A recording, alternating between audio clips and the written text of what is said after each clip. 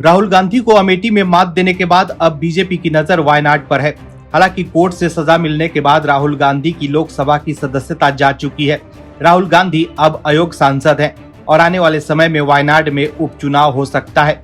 ऐसे में वायनाड सीट पर बीजेपी ने सियासी दांव पेच लगाना शुरू कर दिया है, जो कि कांग्रेस के लिए किसी झटके से कम नहीं है। अगर बीजेपी का प्लान काम कर गया तो वायनाड से भी राहुल गांधी को भागना पड़ सकता है। दरअसल कांग्रेस के दिग्गज नेता ए.के. एंटनी के बेटे अनिल एंटनी अब भगवाधारी हो गए हैं। अनिल एंटनी के बीजेपी में शामिल होने की अटकलें तभी से लग रही थी जब इस साल 25 जनवरी को उन्होंने कांग्रेस छोड़ी थी। इसके बाद सबसे बड़ा सवाल ये है कि अब उनके पिता ए.के. एंटनी क्या कदम उठाएंगे। इसके साथ ही ये सवाल भी है कि क्या वो वायनाड लोकसभा चुनाव लड़ेंगे, जहां से साल 2019 में राहुल गांधी सांसद बने थे। ऐसा हम इसलिए कह रहे हैं क्योंकि अनिल एंटनी का वायनाड लोकसभा सीट पर अच्छी खासी पकड़ है। साल 2019 के लोकसभा चुनाव में राहुल गांधी को वायनाड से जिताने में अनिल एंटनी ने अहम भूमिका निभाई थी। आपको बता दें कि 2019 के लोकसभा चुनाव में पार्टी का डिजिटल वार रूम तैयार करने के साथ साथ अनिल एंटनी ने राहुल गांधी के लिए वायनाड संसदीय क्षेत्र का सोशल मीडिया हैंडल भी संभाला था। पार्टी से इस्तीफा देने से पहले वो केरल कांग्रेस प्रदेश कमेटी की डिजिटल मीडिया और एआईसीसी की सोशल मीडिया और डिजिटल कम्युनिकेशन सेल में कन्वीनर थे। वो यूएसए के स्टैनफोर्ड यूनिवर्सिटी से ग्रेजुएट हैं। इसके साथ साथ वो एक सफल बिजनेसमैन भी है। बीजेपी में शामिल होने वाले अनिल एंटनी के पिता ए.के. एंटनी 8 सालों तक कांग्रेस की अगुवाई वाली यूपीए सरकार में रक्षा मंत्री रहे। वो 3 बार केरल के मुख्यमंत्री की गद्दी संभाल चुके हैं। ए.के. एंटनी 20 सालों तक कांग्रेस की राज्यसभा सांसद रहे हैं। ऐसे में केरल की सियासत में एंटनी परिवार का पकड़ काफी मजबूत है। अनिल एंटनी के बीजेपी में शामिल होने से पार्टी को केरल में मजबूती मिलेगी। अनिल एंटनी ने केंद्रीय मंत्री पीयूष गोयल और वी मुरलीधरन की मौजूदगी में बीजेपी का दामन थामा है। इसके बाद ये कहा जाने लगा है कि बीजेपी अनिल एंटनी को पार्टी में शामिल करके केरल में अभी से ही चुनावी सरगर्मी तैयार करनी शुरू कर दी है। लेकिन अनिल एंटनी सबसे बड़ा खेला वायनाड में कर सकते हैं। बीजेपी उन्हें वायनाड से चुनावी मैदान में उतार कर राहुल गांधी की घेराबंदी कर सकती है। बीजेपी को केरल और वायनाड में एक मजबूत कैंडिडेट की तलाश थी, जो अनिल एंटनी के बीजेपी में आने के साथ पूरी होती दिख रही है। ऐसे में अब आने वाले दिनों में बीजेपी केरल और वायनाड में एक अलग ही अंदाज में दिख सकती है। एक कहावत है कि जब खुद के घर कांच के होते हैं तो उसे दूसरे के घरों पर पत्थर नहीं मारना चाहिए, क्योंकि खुद के घर का ठिकाना नहीं, दूसरों पर आरोप लगाने से फुर्सत नहीं। केजरीवाल एंड कंपनी का हर नेता प्रपंच करने में माहिर है। ऐसे ही आपके नेता मनीष सिसोदिया, जो खुद भ्रष्टाचार के आरोप के कारण सलाखों के पीछे पहुंच चुके हैं, लेकिन वो जेल से ही झूठा प्रचार कर रहे हैं। हालांकि बीजेपी ने तगड़ा पलटवार कर उनके मंसूबों पर पानी फेर दिया है।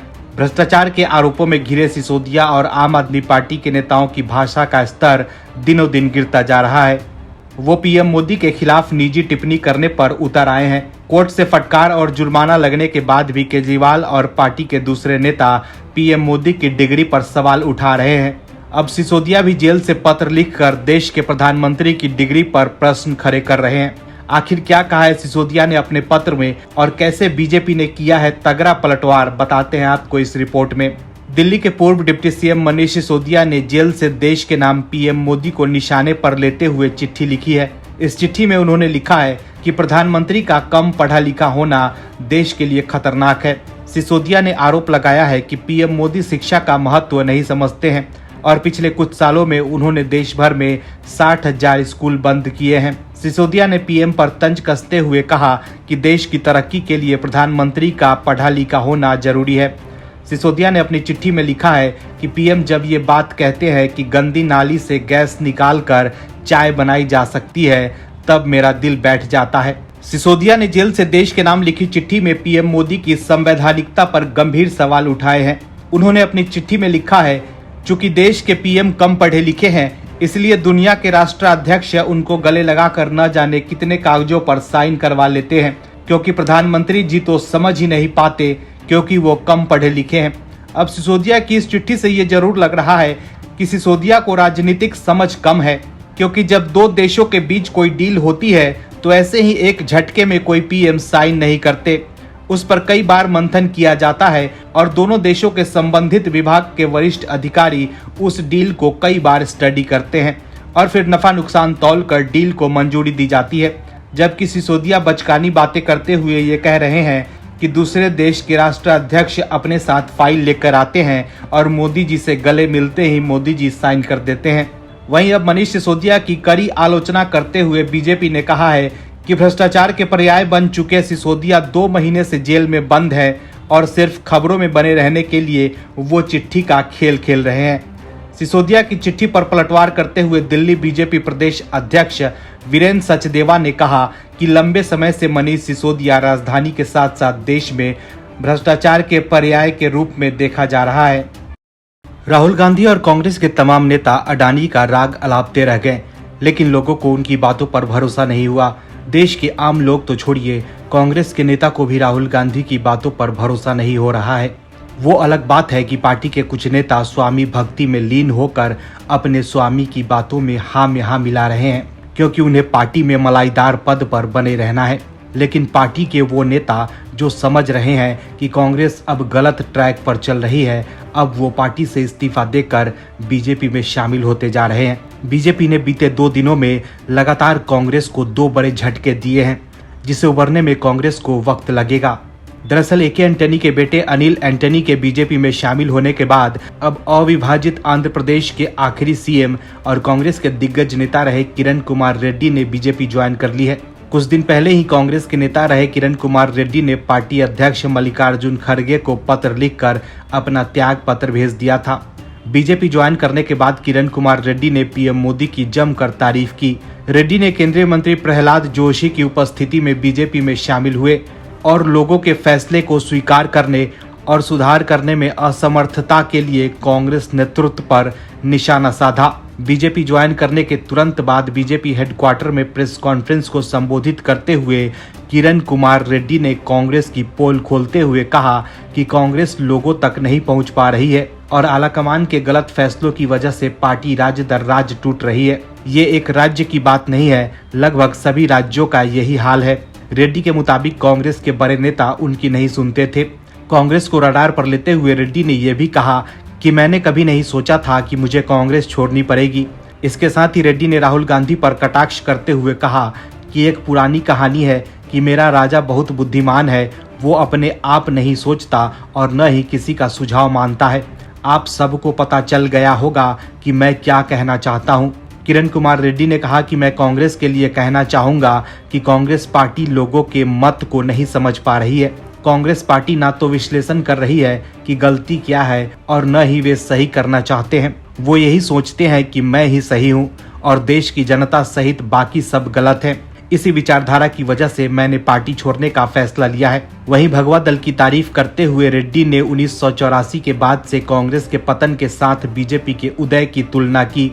उन्होंने पीएम मोदी के नेतृत्व वाली सत्तारूढ़ पार्टी के नेताओं की उनकी कड़ी मेहनत और राष्ट्र के प्रति प्रतिबद्धता के लिए प्रशंसा की। इसके साथ ही किरण कुमार रेड्डी ने भ्रष्टाचार से लड़ने के लिए पीएम मोदी की प्रतिबद्धता की प्रशंसा की।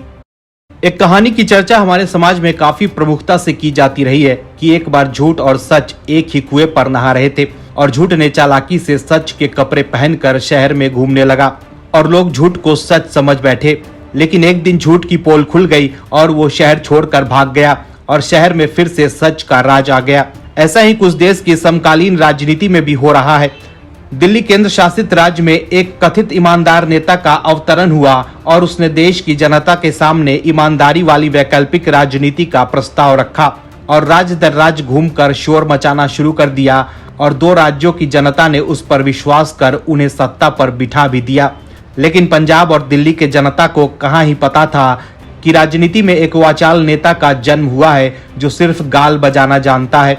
लेकिन कहते हैं ना कि झूठ अधिक दिन तक छुपाए नहीं छुपता है। केजरीवाल के 2 होनहार मंत्री जो इस्तीफा दे चुके हैं वो पहले ही भ्रष्टाचार के मामले में जेल के भीतर बंद है और अब भ्रष्टाचार का साया केजरीवाल की तरफ भी बढ़ रहा है, क्योंकि सिसोदिया और सत्येंद्र जैन के साथ तिहाड़ जेल में बंद महाठग सुकेश ने फिर से कथित ईमानदार केजरीवाल एंड कंपनी पर कई खुलासे किए हैं। क्या है सनसनीखेज खुलासे, बताते हैं आपको इस रिपोर्ट में। दरअसल महाठग सुकेश चंद्रशेखर ने एक बार फिर अपने सनसनीखेज आरोपों से भूचाल ला दिया है।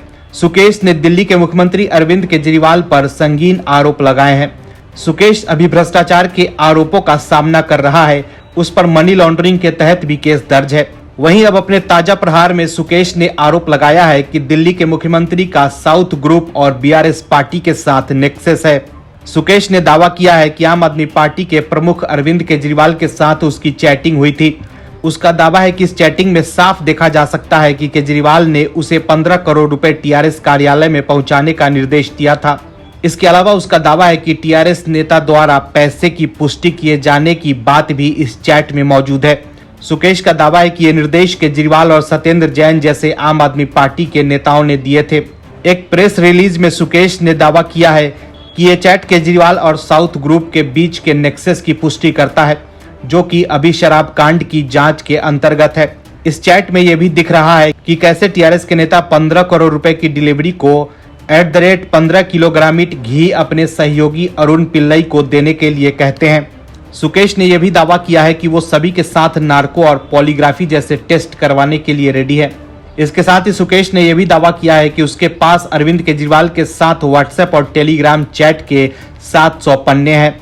सुकेश ने यह भी कहा है कि मैं अपने हर बयान के लिए सबूत दे रहा हूं। इसके साथ ही सुकेश ने अपने ताजा खत में आम आदमी पार्टी को लेकर कई और खुलासे किए हैं। जो केजरीवाल एंड कंपनी डिग्री पर प्रधानमंत्री मोदी से सफाई मांग रही है कि पीएम मोदी बताएं कि उनकी डिग्री सही है या गलत, लेकिन उससे पहले केजरीवाल को सुकेश के आरोपों पर जवाब देना चाहिए कि क्या भ्रष्टाचार के आरोप सही है या गलत। देर से ही सही, लेकिन ये बात कांग्रेस को समझ में आ गई है कि वो मोदी से लड़ नहीं सकते हैं। अगर वो मोदी पर सीधा आरोप लगाएंगे तो उन्हें कभी भी सफलता नहीं मिलेगी। उन्हें जीतना है तो मुद्दे की राजनीति करनी पड़ेगी।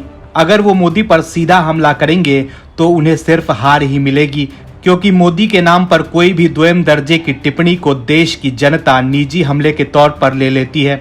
उसके बाद देश की जनता उसे सबक सिखाने का मन बना लेती है। इसके बाद उस पार्टी को राजनीतिक नुकसान भी उठाना पड़ जाता है। भूतकाल में कांग्रेस को ऐसी टिप्पणी से नुकसान भी उठाना पड़ा है, जैसे कि 2014 में मणिशंकर अय्यर का चाय वाला बयान या 2019 के लोकसभा चुनाव में राहुल गांधी का चौकीदार चोर है वाला बयान। दोनों ही चुनाव में कांग्रेस को भारी नुकसान उठाना पड़ा था, जिसके बाद अब कांग्रेस ने मोदी के सामने हथियार डाल दिया है। अब कांग्रेस ने इस बात को मान लिया है कि वो पीएम से सीधी लड़ाई में वो कभी नहीं जीत सकती है, तो मोदी से बचकर मुद्दे की राजनीति करके ही हम थोड़ी बहुत सीट जीत सकते हैं। आखिर क्या कुछ फैसला लिया है कांग्रेस ने और कैसे पार्टी में मोदी का खौफ दिख रहा है, बताते हैं आपको इस रिपोर्ट में। बने रहिए हमारे साथ अंत तक। दरअसल कर्नाटक चुनाव से पहले पार्टी ने नेताओं को निर्देश जारी किया है। कांग्रेस नेतृत्व अनौपचारिक रूप से उम्मीदवारों और पदाधिकारियों को 10 मई को होने वाले कर्नाटक विधानसभा चुनाव के प्रचार के दौरान पीएम मोदी पर हमला करने और हिंदुत्व बनाम धर्मनिरपेक्षता की बहस में शामिल होने से बचने के लिए कहा है। कर्नाटक प्रदेश कांग्रेस कमेटी के कार्यकारी अध्यक्ष रामालिंगा रेड्डी ने मीडिया को बताया है कि कांग्रेस ने ये अनौपचारिक निर्देश सभी 124 उम्मीदवारों को दिया है। कांग्रेस नेतृत्व ने पार्टी नेताओं को संदेश देते हुए कहा है कि अगर हम मोदी के खिलाफ कुछ भी कहते हैं तो इसे बढ़ा चढ़ाकर पेश किया जाएगा और चुनावी नैरेटिव को बदलने की कोशिश की जाएगी। कांग्रेस नेतृत्व द्वारा कहा गया है कि गुजरात चुनाव के दौरान पीएम मोदी के खिलाफ पार्टी प्रमुख मल्लिकार्जुन खड़गे की टिप्पणी को घुमाकर पेश कर दिया गया था। ऐसे में इस बार सतर्कता बरतते हुए कांग्रेस ने इसके बजाय बीजेपी के नेतृत्व वाली केंद्र और राज्य सरकार की विफलताओं के साथ साथ भ्रष्टाचार के आरोपों और महंगाई पर ध्यान केंद्रित करने का आदेश दिया है। बता दें कि कांग्रेस अपने 4 बड़े वादों के साथ चुनाव में जाएगी। इसमें 200 यूनिट मुफ्त बिजली, परिवारों की महिला मुखियाओं को 2000 रुपए प्रति माह, बेरोजगार स्नातकों को 3000 रुपए प्रति माह और प्रत्येक बीपीएल परिवारों के सदस्य को 10 किलो चावल शामिल है। कांग्रेस को ये बात बेहतर तरीके से समझ में आ गया है कि मोदी की मजबूत राजनीतिक छवि को किसी हाल में चुनौती नहीं दे सकते हैं, इसलिए उन्होंने अपना रास्ता ही बदल लिया है। Bureau report OMH news. और भी वीडियोस देखने के लिए चैनल को सब्सक्राइब करें और बेल आइकन को दबाएं।